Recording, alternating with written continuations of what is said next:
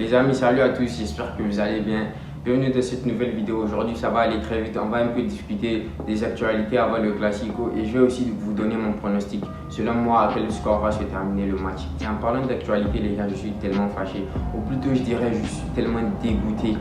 Imaginez le grand club qu'est le Real Madrid avec tout leur palmarès, 15 Ligues des Champions, combien de ligues, nanana. Vous savez, ils ont osé faire quoi le Real? Ils ont fait une vidéo de 6 minutes avec une compilation des erreurs de l'arbitre contre le Real, je pense. Et suite à ça, l'arbitre en conférence de presse, il a pleuré en disant que ouais, son fils, imaginez votre fils partir à l'école et il y a des gens qui l'harcèlent pour lui dire que son père est un voleur. Parce que oui, suite à cette vidéo, il y a des enfants qui connaissent le fils de l'arbitre. Donc ils sont allés le voir pour lui dire que son père c'est un voleur.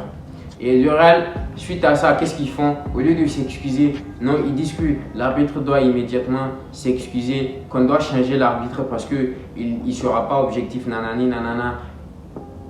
Est-ce que ça vous étonne? Moi-même, à la place de l'arbitre, je ferais tout pour les niquer demain, faire en sorte que le Barça gagne. Parce que, imaginez, ce n'est pas la première fois que le Real fait ça. Hein. À chaque fois, avant chaque match, sur leur chaîne, ils font une vidéo contre l'arbitre. Donc imaginez par exemple, on prend ça sur une forme à l'école. Toi et moi, on est dans une classe à l'école. On fait un devoir ensemble. Et avant chaque devoir, je pars voir la prof pour lui montrer toutes les fois où tu as triché. Est-ce que tu ne vas pas m'en vouloir? Bien sûr que tu vas m'en vouloir. Mais le Real, ils osent faire ça. Et après ça, ils ont osé faire quoi? Le shooting photo. Ils ne se sont pas présentés. Le dîner pour le gala de charité. Ils ne se sont pas présentés. Leur dernier entraînement, normalement, ils ont le droit de s'entraîner sur la pelouse du stade là où va se tenir le match pour faire des dernières mises au point. Ils ne se sont pas présentés non plus. En conférence de presse, ils ne se sont pas présentés non plus. C'est comment on peut faire ça, s'il vous plaît? Et tout ça sur le but de faire, de vraiment rentrer dans la tête de l'arbitre et de faire parler tout le monde. Là, tout le monde a commencé à croire que, ouais, ils ont aussi dit que si l'arbitre n'est pas changé, le Real pourrait ne pas se présenter. Pour le Classico et donc déclarer forfait. Et quelques heures après, ils viennent nous dire que non, le Real n'a jamais dit ça, que le Real va bel et bien se présenter au Classico et tout ça, parce que dans tous les cas, ils ont vu que la fédération a parlé, l'arbitre ne sera pas changé. Donc le Real, ils ont dit que ouais, dans tous les cas, ils comptaient venir. Mais moi, je pense que c'est parce qu'ils ont vu les sanctions. Les sanctions, c'était que la Real Sociedad, qui a été éliminée par le Real, allait se présenter à la place du Real en finale. Et après ça, ils seront suspendus en Coupe du Roi pour un an. Donc, ils ont quand même décidé de venir jouer le Classico. Mais moi, je vais vous dire, Ancelotti, tu as vu là, tu as fait une grosse erreur. Est-ce que tu connais Hansi Flick? Hansi Flick, c'est quelqu'un de très nerveux. Mentalité allemande. Il n'aime pas les retards du tout. Tu vois, quand le Barça, peu importe qui tu es, quand tu viens en retard, c'est bon. Pour lui, tu ne joues pas le match. Excusez-moi, j'ai mal au dos. Mais toi, tellement tu as l'audace, tu n'es même pas arrivé en retard. Déjà que lui, pour lui, même les retards, c'est off. Lui, il a pris son temps pour aller. Là, on va faire les shootings photos. Parce qu'à chaque fois, avant les classicos, il y a les deux coachs qui se rencontrent. Ils échangent leur maillot et ils prennent des photos. Toi, tu as osé ne pas venir. Donc, carrément, tu lui as posé un lapin. Il n'a pas parlé. Il n'a rien dit. Que ce soit en conférence de presse sur les réseaux, il n'a pas parlé. Et aucun autre joueur du Barça n'a parlé d'ailleurs. Ils se sont tués face à la polémique. Ils se sont tués. Parce que eux, ils sont concentrés. Vous avez fait votre truc pour essayer de rentrer dans la tête des gens. Eux, ils savent. Ils savent que le match aura quand même lieu. Parce que c'est des millions de perdus pour la Liga, pour le Real et pour le Barça si ce Classico n'est pas joué. Donc, vous savez tout ce que vous allez venir pour ce Classico. Mais ceux que vous allez voir demain là, déjà, moi je pense que si le Real, ils ont fait ça, c'est parce qu'ils savent que demain, ils n'ont aucune chance. La majorité de leurs joueurs est blessée. En plus, le Barça en est en forme. Tous nos joueurs sont là, à part Baldé. Donc, qu'est-ce qu'ils ont décidé de faire? Ils ont décidé de faire ça pour rentrer dans la tête de l'arbitre. Et comme ça, au moins, ils auront l'arbitre de leur côté. Parce que avec les statistiques, on a vu que le Barça avait plus de chances de gagner ce match que le Real avec cet arbitre-là. Donc, le Real, ils ont tout fait pour avoir l'arbitre de leur côté. Et moi, je pense que là, ça a marché parce que là, dans tous les cas, si l'arbitre il fait une erreur et prend des décisions contre le Real, ils vont commencer à dire ouais, vous voyez, on avait raison. Et si l'arbitre il est neutre, ils vont dire bah tant mieux. Et moi je m'en fous. Moi, j'aurais voulu même qu'on change l'arbitre et qu'on ramène Jules Manzano. Jules Manzano, pour ceux qui ne le connaissent pas, c'est l'arbitre qui a arbitré le dernier Classico, qui a volé le Barça. Lui, on sait tous qu'il n'aime pas le Barça. Voilà, c'est un pro madrilène. J'aurais voulu qu'on le ramène, ou même j'aurais voulu qu'on choisisse un joueur du Real, ou même laisser le Real choisir l'arbitre. Si vous voulez, on avait qu'à laisser Camavinga venir arbitrer le match. Voilà, comme ça ils n'auront rien à dire parce que ce Classico, on va le gagner. Voilà, le Barça, on est en forme. En plus de ça, Lamine Yamal, il a posté une story. Et on sait tous, Lamine Yamal, ce que ça veut dire qu'il poste une story. En plus, il a fait une nouvelle coiffure qu'il a cachée d'ailleurs aujourd'hui parce qu'il ne veut pas que les gens voient la coiffure. Parce qu'il veut dévoiler sa coiffure le jour du Classico. Donc ça veut dire que dans sa tête, il est focus, qu'il est là pour abattre. Je ne dis pas que Lamine Yamal, il va faire un grand match parce qu'il a fait une nouvelle coiffure ou qu'il a marqué ou qu'il a posté une story. Mais je dis ça parce que vu qu'il a fait la nouvelle coiffure, il a posté la story. Ça veut dire qu'il est conscient du grand match qu'il va jouer demain et il est aussi conscient que voilà, il doit tout donner. Voilà. Et ça, moi, ça me suffit. Voilà. Après, tu as Rafinha, il n'a pas parlé du tout lui. Mais au dernier match, quand il se chauffait, les supporters ont commencé à crier seuls les Madrilènes ne sautent pas, seuls les Madrilènes ne sautent pas. Et Rafinha, il a commencé à sauter, pour montrer qu'il n'est pas Madrilène. Et ça veut dire que samedi, il va abattre.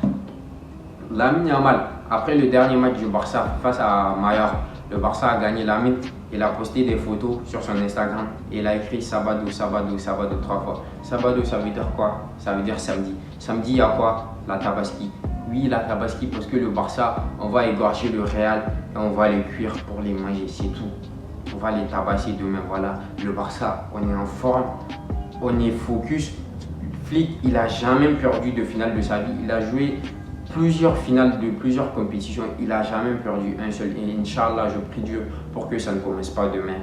Voilà, donc ça veut dire que tous nos joueurs, ils sont focus, ils savent ce qu'ils sont venus faire. Alors que le Real, ils sont là-bas, la majorité de leurs joueurs sont blessés. Et aussi, ils sont là pour faire des trucs pas clairs du tout. Ils ont voulu faire un truc de psychologie sur l'arbitre et je pense que ça a marché. Mais dans tous les cas, on s'en fout de l'arbitre. Parce que, tu vois, l'arbitre, il peut jouer contre toi si, par exemple, tu gagnes 1-0, 2-0. Voilà, il peut favoriser le Real et le Real va avoir un penalty ou, je sais pas, des actions bêtes pour venir gagner le Barça.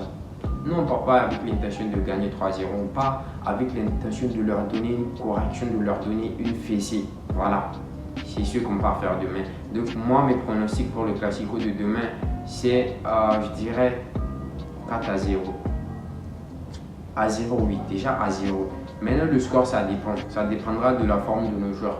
Mais déjà, moi, je dis à 0. Voilà, c'est tout ce que je demande. Parce que ce qu'ils ont fait aujourd'hui, c'est une insulte envers nous, envers la Liga et envers tous les fans de football. Ils ont voulu mettre la pression pour l'arbitre, pour les faire changer d'avis. Et heureusement que ça n'a pas marché. Mais dans tous les cas, ils vont voir. Maintenant, concernant la composition du Barça, Papa Flick, oui, Flick, c'est mon père, je l'appelle Papa Flick. Moi, je veux que pour la composition, tu nous sors dans l'attaque Rafinha, non, pas Lewandowski, il est blessé, Ferran Torres et comment il s'appelle? Lamine Yamal. Non, pas Ferran Torres. Pas Ferran Torres. Ferran, c'est un remplaçant. Voilà, c'est le joker.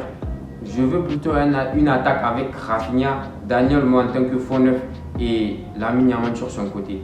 Au milieu de terrain, là tu vas nous mettre Fermin Lopez en tant que numéro 10. Après dans l'axe Pedri, De Jong, ça ne change pas. Dans la défense, c'est là que moi je vais dire quelque chose qui va vous choquer. Dans la défense, moi j'attends de voir Jules Koundé. Après, dans l'axe Koubarsi et Araujo. Oui, parce que Araujo, il a toujours été bon contre le Real. Ça, on ne peut pas lui enlever ça. Et sur le côté de Baldé, il est blessé. Moi, pour l'instant, je crois qu'ils vont nous faire la surprise de nous dire que Baldé il va jouer le match de demain. Mais pour l'instant, c'est Gérard Martin que les gens disent qu'il va jouer. Moi, je veux qu'on mette Inigo Martinez. Voilà, c'est pour ça que je n'ai pas cité son nom dans là. Je veux voir Inigo Martinez là-bas. Parce que peut-être qu'il n'est pas bon offensivement, mais défensivement, il est bon. Donc si on le met là-bas, ça veut dire qu'on ne va pas encaisser de but. Voilà. Et dans les cages, Chesney Ter Stegen, il est revenu. Mais pardon, pas encore. Je ne suis pas encore prêt de le voir. Pour l'instant, je fais confiance à Chesney. Et après, voilà les remplacements. Peut-être à la fin du match, comment il s'appelle, vers la fin à la deuxième période plutôt. Dani Olmo il va redescendre, Fermin Lopez il va sortir et comment il s'appelle, Ferran Torres va faire son entrée. Et je vais voir du Fati. Voilà, je vais voir du Fati Ball, s'il te plaît, s'il te plaît, je vais voir du Fati Ball parce que moi je suis sûr. Imaginez Fati, on le rentre à la 65e minute, à la 70e minute, il rentre, il claque un doublé contre le Real Madrid. Bien sûr qu'il va retrouver son niveau, les gars. Bref les gars, c'est tout ce que j'ai à dire. Je tenais juste à faire cette vidéo avant le Classico pour vous donner mes avis et parler un peu des actualités. Dites-moi si vous avez aimé la vidéo ou pas et on se prend demain après le match les gars. C'est parti. They not like us, they not like us, they not like us. They not like us, they not like us, they not like us.